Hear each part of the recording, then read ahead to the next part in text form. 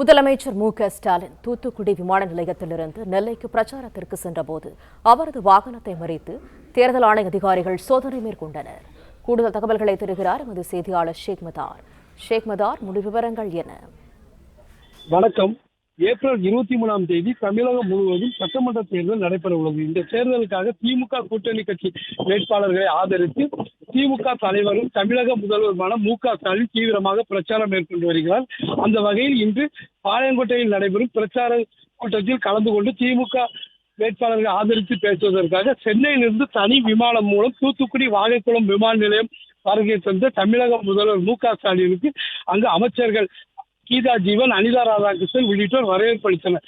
அதைத் தொடர்ந்து அங்கிருந்து கார் மூலம் பாளையங்கோட்டையில் நடைபெறும் பொதுக்கூட்டத்திற்காக தமிழக முதல்வர் மு.க.ஸ்டாலின் சென்றபோது வாகைக்குளம் விலக்கு பகுதியில் தேர்தல் நிலைய அதிகாரி மற்றும் சிறப்பு தேர்தல் படையினர் அங்கு வாகனத்தை மறைத்து தமிழக முதல்வர் காரை சோதனை மேற்கொண்டனர். அப்போது தமிழக முதல்வர் காரிலிருந்து கீழே இறங்கி சர்வீஸ் சாலையில் நின்ற பொதுமக்களிடம் வந்து பேசினார். அப்போது ஒரு மாணவியிடம் தாங்கள் என்ன படிக்க போகிறீர்கள், என்ன பிற்காலத்தில் என்னவா ஆகப் போகிறீர்கள் என அந்த குழந்தையிடம் கேட்டு விசாரித்தார். இதைத் தொடர்ந்து சோதனை முடிந்த பிறகு அந்த வாகனத்தில் ஏறி மீண்டும் திருநெல்வேலி பொதுக்கூட்டத்திற்கு சென்றார்.